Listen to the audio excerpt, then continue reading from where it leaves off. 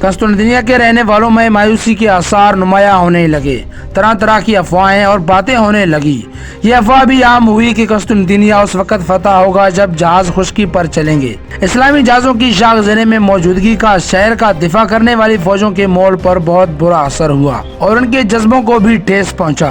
یہ لوگ مجبور ہو گئے دوسری طرف کی فصیلوں کا دفاع کرنے والی فوج کی ایک بہت بڑی تعداد کو شاخ زریں کی طرف پشت فصیل کے دفاع پر متعین کیا تاکہ اس طرف سے مسلمانوں کے حملوں کو روکا جا سکے، لیکن یہ دیوار بہت کمزور تھی اور اس سے پہلے سمندری پانی اس کی حفاظت کرتی تھی۔ 100 فوجوں کی تقسیم نے دوسرے فصیلوں کی دفاع کو متاثر کر دیا۔ باذنطینی فرما روا نے شاخ زریں میں عثمانی بحیرے کو نیست و نابود کرنے کے لیے کئی تدبیر کیے، لیکن اس کی جان فروشانہ کوششیں جن کو عثمانی فوج وقت سے پہلے بھانپ لیتی تھی، سب منصوبے دھرے کے دھرے رہ گئے۔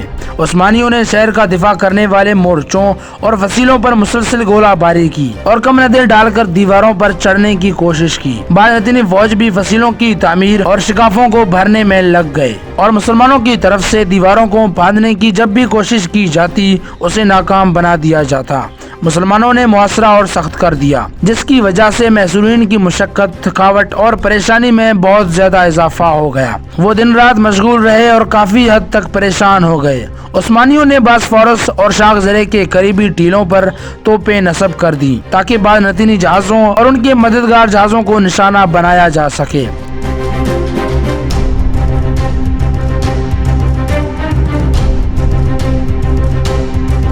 اس تدبیر نے دشمن کے جہازوں کی نقل و حرکت کو ناکام بنا دیا اور دشمن کی بحریہ شاخ زریں باسفورس اور ارد گرد کے پانیوں میں پوری طرح مفلوج ہو کر رہ گئے۔ قسطنطین نے اس کے مددگاروں، مشیروں اور نصرانی سرداروں نے شہر میں ایک میٹنگ کی۔ شرکائے میٹنگ نے قسطنطین کو مشورہ دیا کہ وہ کسی طرح یہاں سے نکل جائے اور مسیحی قوموں اور یورپی ملکوں سے امداد طلب کرے۔ اس طرح ہو سکتا ہے کہ نصرانی لشکر آ جائے اور محمد فاتح محاصرہ اٹھانے پر مجبور ہو جائے، لیکن قسطنطین نے اس رائے کو رد کرتے ہوئے کہا کہ وہ آخری لمحے تک مقابلہ کرے گا اور اپنی رایا کو اکیلا نہیں چھوڑے گا تاکہ شکست کی صورت میں اس کا مدفن اپنی رایا کے ساتھ ہو۔ اس نے کہا کہ شہر میں رہ کر اس کا دفاع کرنا ایک مقدس فریضہ ہے اور میں اس فریضے کو ضرور ادا کروں گا، لہذا شرکائے مجلس مجھے یہ مشورہ ہرگز نہ دے کہ میں شہر چھوڑ کر نکل جاؤں۔ الغرض قسطنطین نے وفود بھیجے۔ انہوں نے قسطنطین کی نمائندگی کی۔ یہ وفود امداد کی خاطر یورپ کے کونے کونے میں گئے، لیکن ہر طرف سے خالی ہاتھ واپس آئے اور محمد فاتح کے خلاف انہیں کہیں سے امداد نہ ملی۔ دولت عثمانیہ کے خبر رساں اداروں نے قسطنطنیہ اور اس کے ارد گرد کے علاقوں کو چھان مارا اور خبر رسانی کی انتہا کر دی۔ عثمانی قیادت اپنے ارد گرد ہونے والی واقعات کے بارے میں تمام معلومات رکھتی تھی۔ سلطان محمد ثانی نے فصیلوں پر حملوں کا زور بڑھا دیا اور ہر حملے کو ٹھوس اور سخت کر دیا تاکہ وہ منصوبہ جو دشمن کو کمزور کرنے کے لیے تیار کیا گیا ہے اس میں کامیابی ہو۔ عثمانی فوجوں نے فصیلوں پر حملوں کی کارروائی اور کمند ڈال کر دیواروں پر چڑھنے کی کوششیں جاری رکھی۔ ہر حملہ اور کوشش شجاعت و بہادری اور ایثار و قربانی کی انتہا کو پہنچا ہوا تھا۔ اللہ اکبر کے فلک شگاف نعرے شاہ قسطنطین کے فوجوں کا دل دہلا رہے تھے اور عثمانیوں کے ترانے ان پر بجلی بن کر گر رہے تھے۔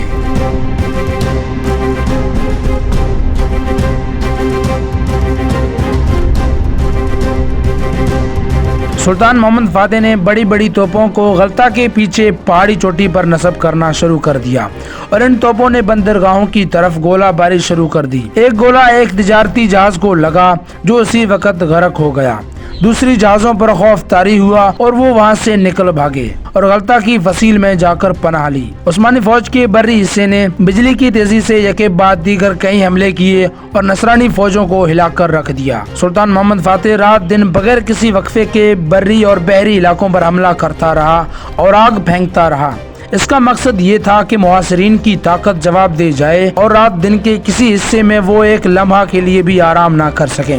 اس طرح ان کے ارادے پست ہو جائیں گے، ان کے دل کمزور، مردہ اور ان کے اعصاب بوجھل اور ناکارہ ہو جائیں گے۔ ایک چھوٹی سی بھی بات ان کے لیے پہاڑ ثابت ہوگی۔ یہ ایک نفسیاتی جنگ تھی اور سلطان اس کی منصوبہ بندی کر کے اس کو عملی جامہ پہنا چکا تھا۔ محصور فوج ایک دوسرے کے چہروں کو غور سے دیکھ رہے تھے اور ان کے چہروں پر چھایا خوف و ہراس اور مایوسی کے آثار نمایاں نظر آ رہے تھے۔ لوگ ایک دوسرے سے باتیں کر رہے تھے کہ آخر اس بلا سے کب نجات حاصل ہوگی، کیا اس عذاب سے ہماری روحیں چھٹکارا حاصل کر لیں گی۔ وہ ایک دوسرے سے کہہ رہے تھے کہ اگر عثمانی شہر میں داخل ہونے میں کامیاب رہے تو وہ ان کے ساتھ کیا سلوک کریں گے۔ وہ دل ہی دل میں سوچنے لگے کہ اب قسطنطنیہ پر ترکوں کا جھنڈا لہرا دیا جائے گا۔ شاہ قسطنطین نے دوبارہ مجلس مشاورت منعقد کیا۔ ایک نصرانی سپہ سالار نے یہ تجویز پیش کی کہ عثمانیوں پر ایک سخت حملہ کیا جائے اور بیرونی دنیا تک پہنچنے کے لیے راستہ بنایا جائے۔ یہ مجلس مشاورت قائم تھی اور مختلف تجاویز پیش ہو رہے تھے، لیکن ایک فوجی بھاگتا ہوا اس کانفرنس میں گھسا اور شرکائے کانفرنس کو بتایا کہ عثمانیوں نے وادی لیکونس پر بہت بڑا اور سخت ترین حملہ کر دیا۔ قسطنطین نے کانفرنس ختم کر دی اور چھلانگ لگا کر اپنے گھوڑے پر سوار ہوا، اپنے محافظ فوج کو ساتھ لیے میدان جنگ میں کود پڑا۔ رات گئے تک جنگ جاری رہی اور بالآخر عثمانی فوج واپس چلی گئی۔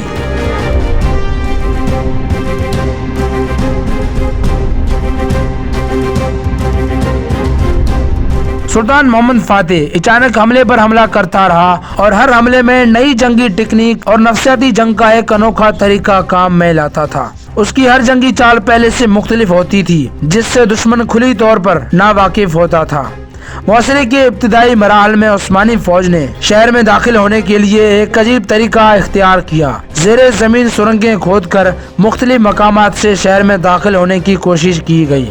جب شہر کی محافظ فوجوں نے زیر زمین سخت ضربوں کی آوازیں سنی جو آہستہ آہستہ شہر سے قریب ہوتی جا رہی تھی، شاہ قسطنطین نے اپنے فوجی جرنیل اور مشیروں کو ساتھ لیے بڑی تیزی سے اس جگہ جا پہنچے جہاں سے ضربوں کی آوازیں سنائی دے رہی تھی، اور فوراً بھانپ گئے کہ عثمانی سرنگیں کھود رہے ہیں شہر میں داخل ہونے کے لیے۔ دفاعی فوج بھی حملہ آور فوج کی سرنگوں کے مد مقابل اسی طرح سرنگیں کھود کر اس حملے کا جواب اسی کی زبان میں دینا چاہا۔ بائزنطینی فوج بڑی رازداری سے یہ سرنگیں کھود رہی تھی اور مسلمانوں کو ذرا بھی علم نہیں تھا کہ ان کے مد مقابل سرنگیں کھودی جا رہی ہیں۔ عثمانی جب سامنے والے اس سرنگ تک پہنچے جو ان کے لیے تیار کی گئی تھی تو وہ سمجھے شاید وہ ان تہخانوں یا سرنگوں تک پہنچے جو شہر میں جاتی ہیں۔ وہ بہت خوش ہوئے، لیکن خوشی کے یہ لمحے کچھ زیادہ دیر تک نہیں چلے۔ فوراً رومی فوج نے انہیں گھیر لیا اور ان پر آگ کے لاؤ اور جلتی ہوئی رال پھینکی، جس کی وجہ سے بہت سے آدمی جو سرنگوں میں موجود تھے دم گھٹ کر جام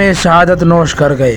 کچھ جل گئے اور جو زندہ بچے جہاں سے آئے تھے وہاں واپس چلے گئے، لیکن یہ ناکامی عثمانیوں کے حوصلے پست نہ کر سکی۔ انہوں نے سرنگیں کھودنے کا دوبارہ پروگرام بنایا۔ اکریف ابو اور شاخ زرے کے کنارے کے درمیان پھیلا ہوا علاقہ سرنگیں کھودنے کے لیے مناسب تھا۔ مسلم فوجوں نے بڑی رازداری سے مختلف جگہوں سے سرنگیں کھودنا شروع کر دی اور محاصرے کے آخری دن تک ان کی یہ کوشش جاری رہی۔ اس جرأت و بہادری کی وجہ سے اہل قسطنطنیہ پر اس قدر خوف و ہراس چھا گیا کہ بیان سے باہر ہے، حتیٰ کہ جب وہ چل رہے ہوتے تھے اور اپنے قدموں کی چاپ سنتے تو انہیں گمان ہوتا کہ عثمانی پھر سے سرنگیں کھود رہے ہیں۔ عثمانیوں کا کام کچھ آسان نہ تھا۔ سرنگیں جو وہ کھود رہے تھے، سلطان کے کئی نوجوان ان سرنگوں میں دب کر شہید ہو گئے، کئی جوان دم گھٹنے سے اور کئی زمین کے باطن میں جل کر جام شہادت نوش کر گئے، اور ان کوششوں کے دوران ایک بہت بڑا تعداد رومیوں کے ہاتھ قید ہو گئی، جن کا سر کاٹ کر رومیوں نے عثمانیوں کے فوجی پڑاؤ میں پھینک دیے تھے۔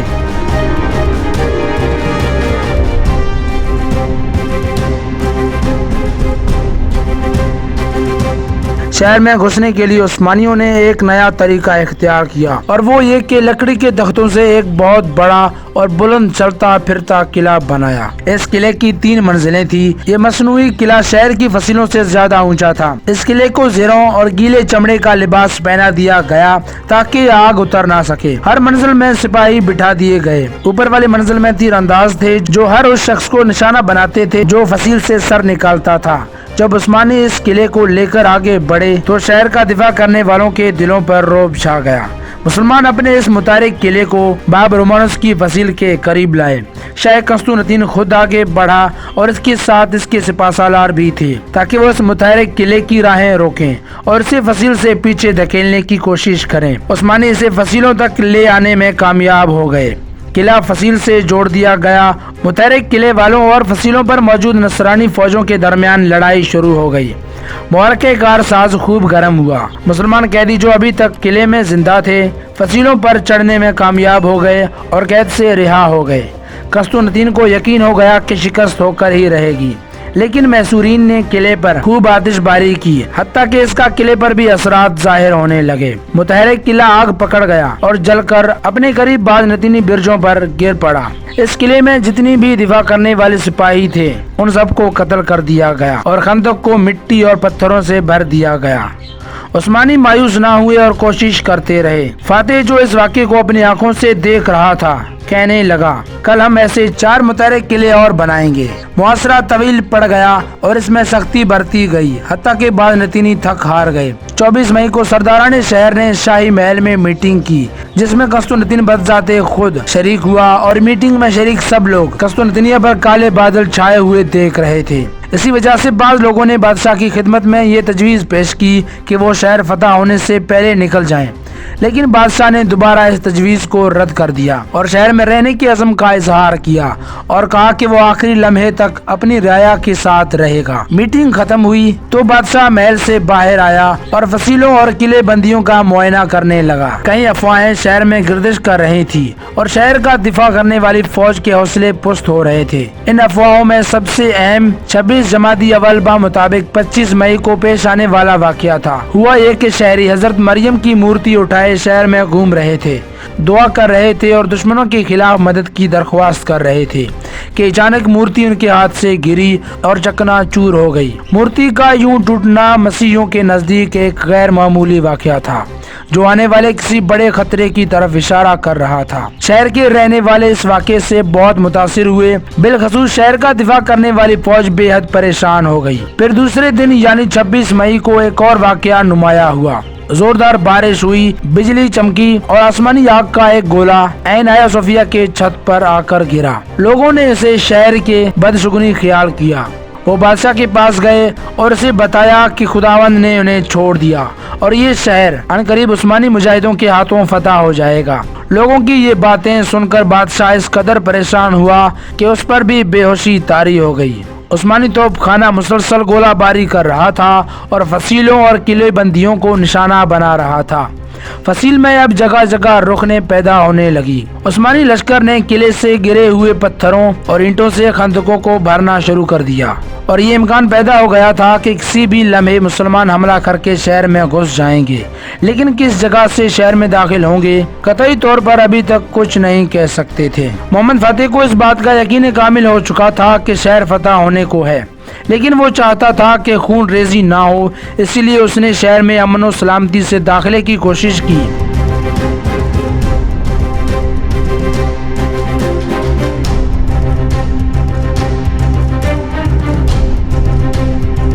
بادشاہ کے نام ایک اور خط تحریر کیا اور اسے خون ریزی کے بغیر شہر عثمانیوں کے حوالے کرنے کی ترغیب دی اور اس بات کی یقین دہانی کرائی کہ وہ خود، اس کے اہل خانہ، ایوان و انصار اور تمام لوگ جہاں چاہیں گے امن کے ساتھ جا سکتے ہیں۔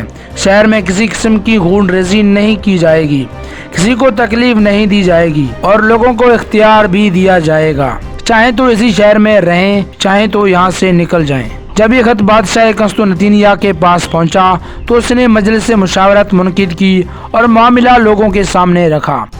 بعض لوگوں نے شہر عثمانیوں کے حوالے کرنے کی تجویز دی اور بعض لوگوں نے آخری سانس تک دفاع کرنے پر اصرار کیا۔ بادشاہ نے جنگ کرنے کی رائے سے اتفاق کیا اور محمد فاتح کو جواباً خط لکھا، میں خداوند کا شکر ادا کرتا ہوں کہ سلطان صلاح کی طرف مائل ہوا، میں سلطان کو باخوشی جزیہ دوں گا۔ رہی بات قسطنطنیہ کی تو میں قسم کھاتا ہوں کہ زندگی کے آخری سانس تک اس کا دفاع کروں گا، یا تو میں اپنی پایہ تخت کی حفاظت میں کامیاب ہو جاؤں گا یا اس کی فصیلوں کے نیچے دفن ہو جاؤں گا۔ یہ خط جب سلطان محمد فاتح کے پاس پہنچا تو انہوں نے کہا، اچھا، بہت جلد قسطنطنیہ کا تخت میری ملکیت ہوگا یا یہ شہر میرا مزار بن جائے گا۔ جب سلطان کو یقین ہو گیا کہ بازنطینی شہر حوالے نہیں کریں گے تو انہوں نے زوردار حملوں کا حکم دیا، بالخصوص توپ خانے کو حکم دیا کہ وہ اپنی کارروائی تیز کرے۔ مسلمانوں نے حملوں کا زور بڑھا دیا اور توپ خانے نے تو اس قدر گولہ باری کی کہ بڑی شاہی توپ کثرتاً استعمال کی وجہ سے پھٹ گئی۔ جو لوگ اس توپ کو چلا رہے تھے، عین گر اور بان تھا جس نے فوراً اس توپ کو درست کیا اور سلطان نے آگ گلتی توپوں کو ٹھنڈا کرنے کے لیے تیل کے استعمال کا حکم دیا۔ یہ ترکیب بھی کاریگر ثابت ہوئی اور ایک بار پھر شہر پر گولوں کی بوچھاڑ ہونے لگی، بلکہ مسلمان توپچیوں نے اس مہارت سے گولے باری बमबारी की कि गोले वसीलों और किले बंदियों से गुजरकर शहर के वसत में गिरने लगे। सुल्तान मोहम्मद फातेह ने मशवराई मजलिस का एहतमाम किया, जिसमें मशीर, सिपा सालारान, फौज और उलमा व शायख सब शरीक हुए। सुल्तान ने हाज़रीन मजलिस से मुतालिबा किया कि वो बगैर किसी तरद्दुद के खुलकर अपनी राय का इजहार करें और मशवरा दें कि इन हालात में हमें क्या करना चाहिए। बाज़ लोगों ने मुहासरा उठाने का मशवरा दिया। उन लोगों में सुल्तान के वजीर खलील पाशा भी शामिल थे। पाशा ने कहा कि हमें मुहासरा उठा लेना चाहिए और अगर मुसलमान शहर पर हमला करके उसे फतह कर लेते हैं तो इसमें खून रेजी से इज्तनाब करना चाहिए और मसीह यूरोप की नाराजगी मोल नहीं लेनी चाहिए। इसके अलावा इसने कई और बातें भी की। कहा जाता है कि वजीर खलील पाशा बाज़ नतीनियों से मिला हुआ था और उनको बचाना चाहता था। हाज़रीन में से बाज़ लोगों ने फतह तक हमले जारी रखने की तजवीज़ पेश की और कहा कि हमें यूरोप और यूरोप की फौजों को नीचा दिखाने की हर मुमकिन कोशिश करनी चाहिए। उन्होंने इस बात की तरफ भी इशारा किया कि फतह को मुकम्मल करने के लिए सिपाहियों में जोश और वलवला पैदा करना चाहिए और ऐसी बातें नहीं करनी चाहिए जिनसे इनका जहादी जज्बा पुस्त हो जाए। ये राय एक बहादुर सिपा सालार की थी, जिसको कई दूसरे लोगों की हमायत भी हासिल थी। इनका नाम जोगनोश पाशा था, जो पहले नसरानी थे और बाद में उन्होंने इस्लाम कबूल कर लिया था। उन्होंने सुल्तान के सामने यूरोपीय फौजों के कमजोर पहलू की निशानदेही की और तजवीज़ दी कि सुल्तान को मुहासरा नहीं उठाना चाहिए। सुल्तान मोहम्मद फातेह ने जो ही जोगनोश से उसकी राय पूछी तो वो यूं बैठ गया जैसे अभी उठने के लिए तैयार है और जोशो खरोश से चीखते हुए कहा, ऐ सुल्तान, हरगिज नहीं। खलील पाशा ने जो राय दी है मैं इसे कभी कबूल नहीं करूंगा। हम यहाँ इसलिए आए हैं ताकि अल्लाह की राह में जाने हार दें, इसलिए नहीं कि वापस पलट जाएं। उनकी गरजदार आवाज़ ने हाज़रीन को बहुत मुतासिर किया और लम्हा भर के लिए मजलिस में खामोशी तारी हो गई। जोगनोश पाशा ने सुकूत को तोड़ा और सिलसिला कलाम को जारी रखते हुए कहा, खलील पाशा अपनी इस बात के जरिए तुम्हारे अंदर की हिम्मत व गैरत की आग बुझाना चाहता है। वो शुजाअत व बहादुरी का गला घोंटना चाहता है। सिकंदर आजम का लश्कर जो यूनान से उठा हिंदुस्तान पहुंचा और एशिया के एक वसी और बहुत बड़े इलाके पर कब्जा जमा लिया, वो हमारे इस लश्कर से बड़ा नहीं था। अगर सिकंदर आजम का लश्कर वसी इलाकों पर कब्जा कर सकता है तो हमारा लश्कर पत्थरों के इस ढेर से क्यों नहीं गुजर सकता। खलील पाशा का कहना है कि मगरबी हुकूमतें हम पर हमला आवर हो जाएंगी और ये ममालिक बाद नतीनियों की मदद करने के अहल होते तो अब तक मैदान जंग में आ चुके होते और उनके लश्कर हमसे लड़ते मरते या हमें मार देते। उनके जहाज समुद्र के लहरों को चीरते हुए हमारे जहाजों से टकरा जाते। हम फर्ज करते हैं कस्तो नतीनिया की फतह के बाद यूरोप पूरा हम पर टूट पड़ता है और हमसे जंग करता है तो क्या हम बेबस बेहस उनके सामने खड़े रहेंगे? ऐ सल्तनत के मालिक, आपने मुझसे मेरी राय दरियाफ्त की है। मैं वाज़ेह अल्फाज में ऐलान करता हूँ, जरूरी है कि हमारे दिल पत्थर की मानिद हों। जरूरी है कि हम किसी सुस्ती व कायली के बगैर जंग जारी रखें। इस काम को हमने शुरू किया है और अब हम पर ही लाजिम है कि इसको पाया तकमील तक पहुँचाएं। हमें अपने जुमलों में शिद्दत और तेजी लाना चाहिए। हमें दुश्मन पर मर्दाना वार एक बार फिर करना चाहिए। मैं तो सिर्फ यही जानता हूँ और इसके अलावा कोई और बात अर्ज नहीं करना चाहता। ये बातें सुनकर मोहम्मद फातेह का चेहरा खुशी से चमक उठा और उसका दिल बहुत खुश हुआ। सुल्तान सिपा सालार तरखान की तरफ मुड़ा और उसकी राय तलब की। तरखान ने फौरन जवाब दिया, जोगनोश पाशा ने जो जवाब दी वो बिल्कुल ठीक है। ऐ मेरे शाह, मैं इस राय से इत्तेफाक करता हूँ। सुल्तान ने अपने मुर्शिद आग शमसुद्दीन और मौलाना कुरानी से इनकी राय के बारे में पूछा। सुल्तान इन पर पूरा एतमाद करता था। उन्होंने भी जोगनोश पाशा के राय से इत्तेफाक किया और कहा, जंग जारी रखना जरूरी है। अल्लाह ने चाहा तो अनकरीब हमें कामयाबी व कामरानी हासिल होगी। ये बात सुनकर हाज़रीन में जोशो वलवले की लहर दौड़ गई। सुल्तान मोहम्मद फातेह बहुत खुश हुआ और दोनों बुजुर्गों की फतह व नसरत की दुआ की वजह से उसे बहुत इत्मीनान हासिल हुआ और बेसाख्ता उसके दिल से ये जुमला निकला, मेरे आबा और अजदाद में कौन ताकत व कुव्वत में मेरी तरह था। जंग जारी रखने की राय को उलमा की तायद हासिल हुई। बादशाह बहुत खुश हुआ क्योंकि ये उन्हीं की राय की तर्जमानी थी। वो तमाम जंग जारी रखने के हक में थे। महफिल सुल्तान की इन हदायत पर बर्खास्त हुए। रात बड़ी तेजी से गुजर रही है। कल इंशाल्लाह हम शहर पर जोरदार हमला करेंगे और मुनासिब मौके की तलाश में रहेंगे। हमारी फौज को चाहिए कि वो कल के हमले के लिए तैयार रहे।